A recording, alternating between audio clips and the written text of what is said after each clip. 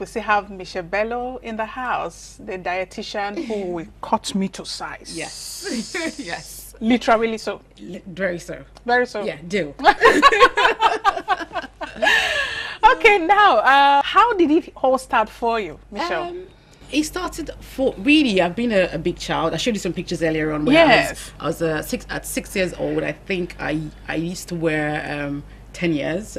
Dresses they come with labels. So mine used to be at 6. I would be dressing up from 10-year-old, and gradually secondary school the weight was there. University the weight was there. Started working, the weight was still there. And I think the turning point for me was I got dressed for a wedding, and I looked really nice from the behind. Well, I looked in front. My tummy was all over the place, and I thought, I think this is a time for me to say, do you know what, do something about this weight. And moreover, having too much weight could not be healthy for someone anyway. So that was the turning point for me. So I started my weight loss journey from then. Yeah. So before then, were you bullied? I couldn't be bullied because I always say to people I'm a very confident big lady. So before you actually try to bully me, I've said 1,000 words to you why I'm the way I am and what can't I do that a slim person couldn't do. So that would throw you back and let me be. So I couldn't even be bullied as a big person. No. So when did you devise that defense mechanism? Was it from your childhood? Yeah, from my childhood, because my dad used to encourage me then, like, don't mind them, tell them that they cannot afford to eat the food you eat. So so when growing up as a child and people would tease me, Fatty Bom Bom, all the funny names they call you, and I'd be like, go away, you people can afford the food we eat, that's why you're really very thin, and then I move on. So that's where the confidence came up, and then the weight wasn't a problem for me because dad was big, mom was big, and obviously I was told because we could feed well, that's why I was big, and I've never known. So it was a genetic thing? I would say yes and no, because you're what you eat. This whole weight loss thing, was Yes. that what inspired you to go into dietary? Yes, because well, initially I started losing the weight, and people saw changes and like, Michelle, you've done very well, blah blah blah blah blah blah.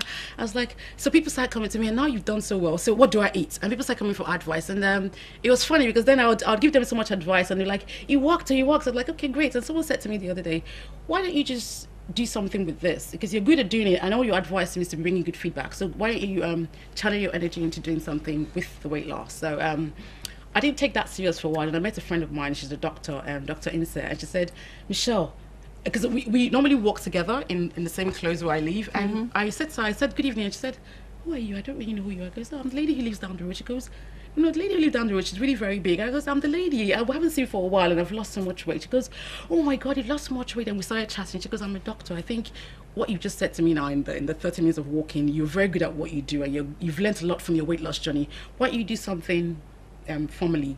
Get a certification, and then you can take it up from there. So I said, okay, fine. So I started researching, looking at courses, did some stuff with Harvard CME, I did some stuff with weight loss, exercises medicine, and I also went on to do a course in the UK, certifying me to be a weight loss consultant. So and so I could confidently say, with my experience and obviously being educated in that aspect, I'm qualified to say I could do what I'm doing now. Interesting. So what's your primary occupation? I'm an accountant. Yeah. Wow. Yeah. I'm an accountant, first degree in accounting and finance, and my master's is finance and investment. So I'm an accountant. Wow. Wow. So that's your primary. That's my primary. Primary profession. Yes. This is secondary. Yes. And the secondary is becoming the primary. The primary. It's looking like. It's looking like. That's interesting. Interesting. So your weight loss actually started at what time? Was it when you were in your teenage age, or when you've crossed over to your 20s? When I crossed over to my 20s, the weight expanded more. I think I got as heavy as 120, 125. There's a picture I sent. There's a picture you have of me serving in 2009, and I was really very heavy. I looked like people addressed me as madam. Madam, how are you? How are the kids? And that was kind of also embarrassing as well. And I'm thinking, I'm a young girl, for heaven's sake, and I'm not even married yet. I haven't got kids. Why are you telling me that? So in 2012 September, that was my turning point where I started the weight loss journey. So from September to December, I'd actually dropped 45 kgs. That was solely by restricting what I eat and exercising as well. And I got really worried because I was on the big side. I was worried about excess skin. So as I was after 10 days of starting this new eating trend, I started exercising. I noticed I had a bit of energy, so I would walk for 30 minutes every day and pull my dumbbells just to give me a bit of firmness with the skin. And then the journey just continued. I was quite disciplined. Funny enough, I think when you decide that, look, I want to lose the weight, or I want to do something about my weight, or I want to do something about my lifestyle, then that consciousness tends to put you over. I always say to people, it's easy for you to lose the weight, but the biggest challenge is having to maintain the weight after you've lost that much weight or you've lost a few weight. Okay, I'm sure the next question is, I'm sure Nigerians are asking, what are the things you did right? What are the things you had to let go? To get to that size? I liked a lot of pastries. Oh God, I'm not a 3 times a day eating person, so I'll probably stay off breakfast for a while. Then lunchtime have meat pies. I love pies. I'm not a chocolate person, but I love the pastries. I'll have that. Then probably have a meal, and if I'm going to eat, I'll probably eat heavy. Yes, and so I used to eat once a day, but I have all I'm a snacker, so I tend to like the biscuits, the pastries in between. So I noticed if I had to do this journey, I had to give up a lot of snacking in between, and have a regular meal, morning, afternoon, evening, and forgo the snacks for now, and gradually introduce them back after I've got to my set goal. So the trick is, or the plan is, have a set goal first of all. So first of all, be focused and say, look, I want to do this. Then have a plan to go with it. Then be focused with your plan. And when you've gotten to your set goal, then you start to introduce the stuff you'd love, but in a well-controlled fashion and with alternatives. Like you could have your meat pie, but you can make them. You start doing more of home cooking. So you could have to say, look, I like having meat pies every now and then. So I learn how to make my own pies with healthier flours. So you can use the oat flours, you can use the tiger nut flours, you can use the wheat flours to make your own meat pie, and then you control what goes in terms of sodium, the kind of meat you use, chicken, beef, what vegetables you put in them. So those are the things you have to consciously do. Okay, so again, now a follow up on what you just said. You know, quite our diet is basically carbohydrate. And then if you knock off carbohydrate, you knock off this, you knock off that, what is left to eat? I think in Nigeria as a whole, we have good food and we have lots of food. I know our staple food is carbohydrate, but there's nothing wrong with carbohydrates. It's just that we eat too much of it. So we eat too much of it, and I think most of the food we have in Nigeria, they're all naturally sourced, so they're not processed. So I think we sort of imbibe the Western culture where we're all processing fast food, donuts and stuff. But in terms of Nigeria as a whole, we have a lot of food. I've mentioned a lot. The rice, we have the polished and the locally made, and I think locally made is a more healthier option to go for. And if you can, obviously people say rice become more expensive, so whatever is at your disposal, it's nice to have that as your meal. But then portion control comes into play. How much are you eating? How much of that stuff do you need? So it's in terms of the fact that in the morning carbohydrates, afternoon carbohydrates, evening carbohydrate, let's try and give it a space where morning you have something nice. You could have a nice protein in the morning. During the day where you're a bit active, you could have some carbohydrates. In the evenings, to go for fruits and vegetables. So and you can snack in between with fruits and vegetables as well. You don't have to get the donuts and stuff. And people say, oh, I have a busy life, blah, blah, blah, blah, blah.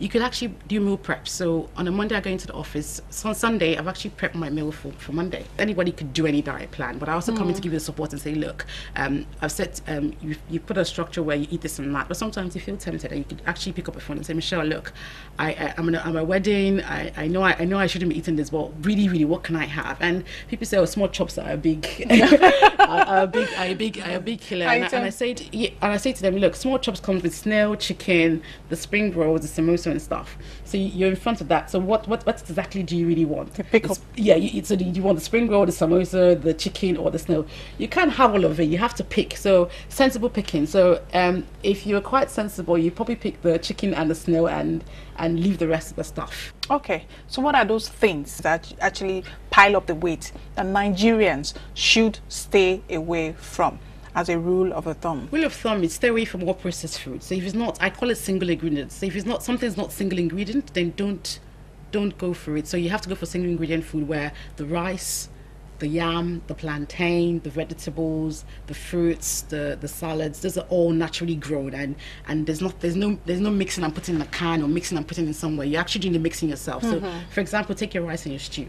Rice is naturally grown. You've got that at home. You put that in a pot. The stew, tomatoes, they're all natural. They're all single ingredients. So you make that.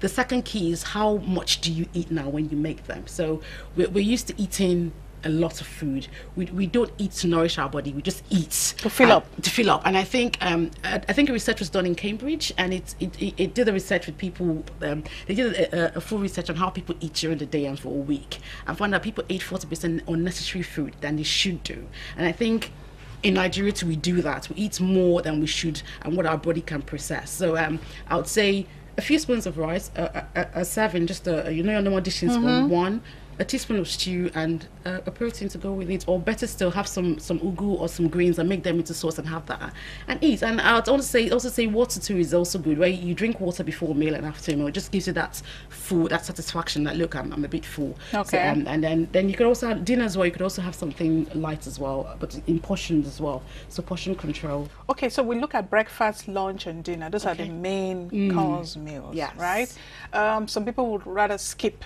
one for another. Yeah. And then some people too don't eat at the right time. Yeah. What's your advice to people like that who fall into that category? Normally the saying say eat like a king in the eat like a king for breakfast, eat as a prince for lunch, and eat as a pauper for dinner. That would work if you like your 3 square meals a day. So that just says, for example, in the morning you could have something heavy. Lunchtime is something a bit light, and in the evening extremely light. And if you're not a breakfast person, it's normal. So what you do is, if you're not a breakfast person, just to keep your fluids going, have a lot of water before your next meal. And your next meal, you don't have to compensate yourself saying, no, I didn't have breakfast, let me eat all that food. So no, your body needs food to nourish itself and not to overeat and overwork and overprocess, because while you put so much food in it, you're trying to digest, your kidneys, your liver, and everything's trying to process what you're eating. So a nice healthy lunch, nice sized lunch. You don't have to put all the stuff into it because you haven't eaten in the morning. No, it's you're not compensating for anything else. You're just compensating for the fact that you missed breakfast because you're not a breakfast person, and you just lunchtime with something nice, a handful of rice, your salad and your chicken, or just a handful of rice and your chicken. And by the time you do that for a week or two, you get used to the fact that you're eating small, and you're also feeling that I'm not being sluggish, I'm not being tired. So it's you feel light and you feel good. You feel good. Okay, so what of those who go for like maybe crash diet? They say, okay, I'll only eat once a day, and then skip either breakfast and dinner, just have lunch, one big lunch. Yeah. Is that healthy? It's not so healthy because having to not eat anything in the morning, then in the afternoon you're eating like a king, then in the evening you're having nothing else. You're putting your body too much stress at that point in time. So it's a lifestyle change, not a diet. There are some people who are addicted to eating meat. We have a lot of myth about dieting. Yeah. You have gone through the motions, what to eat and what not to eat. Yeah. Meat is one thing a lot of Nigerians love. Yes. You talk about egg, they say don't eat egg. Tomorrow we hear eat eggs. Yeah. Then tomorrow they say don't drink milk.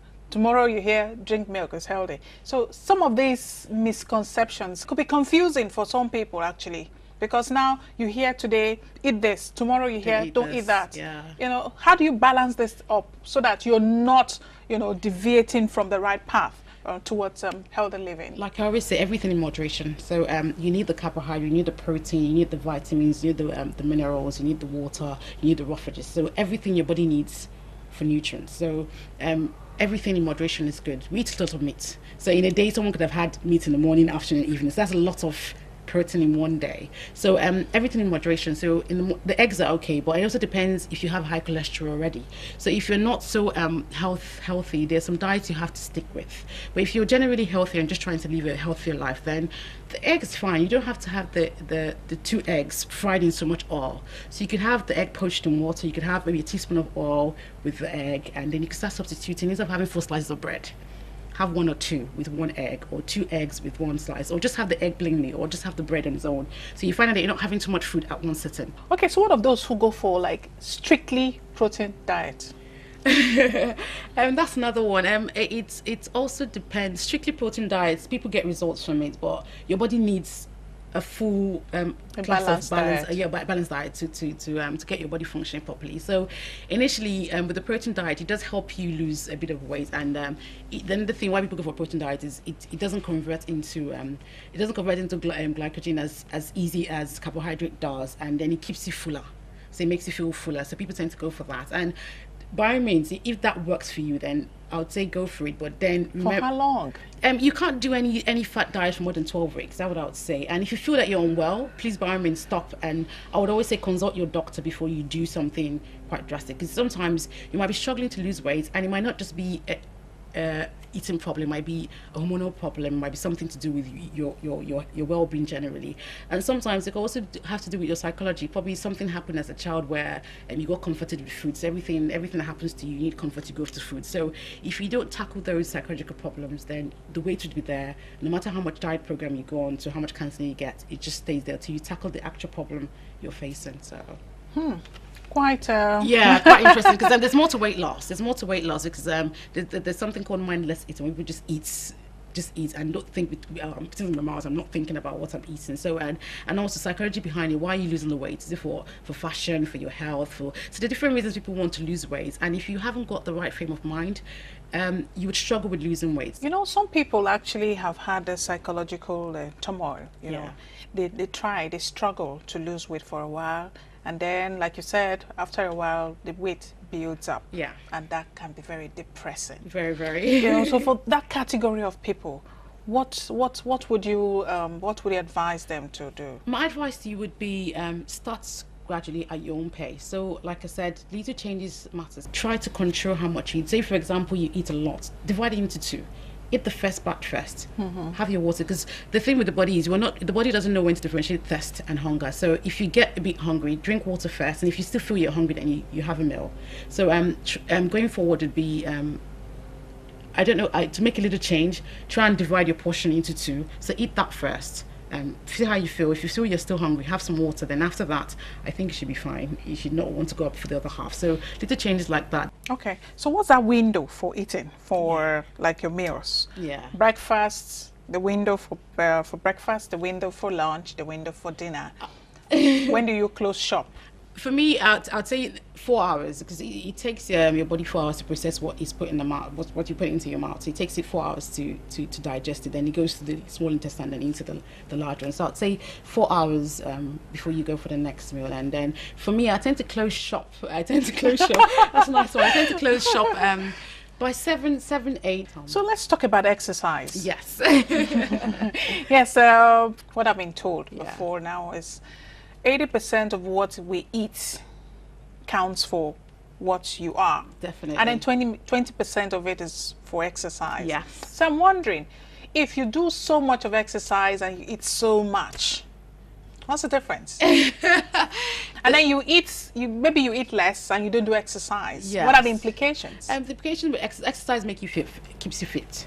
So when you're fit, you're able to, like I say to people, there's a term called thin on the inside and fat on the outside. And some people are slim, but they can't run or go up a flight of stairs without panting. And some people who are probably on the big side, where I used to be, I could walk up flight without panting because I felt I had to prove something. So exercise keeps you fit, and it helps the blood circulate and all the stuff within your body. So exercise is a good medicine, because it helps you keep fit, and it also gives you the stamina. Okay, so this is just being curious now. Yeah. How long did it take you to burn that weight? I mean, because you were that big. Yes. And now you are this small. Yes. How long did it take you? What was the duration? Were there lapses? Okay, next one. People always ask me the lapses. I was quite focused because I knew what I wanted. I just said to me, look, I like a challenge. So I thought, do you know what? The challenge has come. Let me do it and do it well. So I actually started off with a friend of mine, and he, 2 weeks after, he backed up, like, do you know what? I'm eating less food. I can't just think anymore. I was like, fine, I'm going to do this thing for the whole of the 12 weeks, that's 3 months, and see how it goes. So initially, I was fine. Having to eat very little compared to where I was coming from was exciting, but was funny, because I thought, we'll just keep me till next meal and we'll survive the whole day. So first day had something I think first day I had quite little meals to eat, and I was thinking, I'll faint too. I found the end of day 1 I was fine, and then day 2 came gradually. 2 weeks and 3 weeks I was really very good. So I think because I stayed focused and I felt, look, I'll do this, and you must always listen to your body. But the thing is, I got to know that you can't starve yourself by not eating by eating small meals. The body will take what it needs. Just what fights you is basically your body missing the fact that we're eating 4 eggs and 4 bread in the morning. Now you're eating just 1 slice and 1 egg. So your body say, what's happening here? So your body's actually fighting you. But when it gets to the fact that you're actually eating to nourish your body, it tends to behave itself, and then it just goes with the flow. And then the temptation is there. I think I did a thing where I called food therapy, where I smelled food. I said, this food is nice, but I can't eat you yet. I'm coming to eat you soon. So I did that to myself. So you look for little things that work for you, and then you hold on to them because they help you get the results. So are you saying you lost that size? Yeah, I lost 45 kgs in 12 weeks. And then the main challenge here was having to say, look, I've lost this much weight. What happens afterwards? I have to start introducing all the stuff I took out initially and then start putting them in gradually. So that became a challenge. And I think that's where exercise came as a key thing for me. So exercise was constant 5 days a week. Then I started introducing the meals gradually. So the went for brown rice and portion control as well. Still trying to process what you just told me. You did this weight loss. Yes. In 12 weeks, you said? Yes. 12 weeks. Yes. That's like 3 months. Yes, that's 3 months. You burnt everything. Yes. Did you starve? I didn't starve. I just reduced my calories to a bit, then gradually put it back on. So for the 12 weeks, I spoke to my doctor and I said, look, I would like to lose some weight, and I think if I reduce what I eat, and he goes, how much are you reducing it by? I said, this is the amount and this is my timetable. He goes, it looks really nice, but listen to your body. If you feel tired, if you feel faint, have a rest, and then go for eat something extra from your meal plans. Before you start any weight loss plan, speak to your doctor, speak to a professional, and they'll be able to advise you better. And a lot of resources available to us anyway, but be careful and always speak to an expert to see. Yeah, on that, speaking to an expert and speaking to your doctor, people most times they get into exercises they have no business getting into. People have died, people have slumped and just passed out and just died like that. So the question here is, what is the safest exercise anybody, regardless of your health issues, regardless of your body framework, what is the best exercise, the safest exercise anybody can indulge in and get away with? WALK. Walk.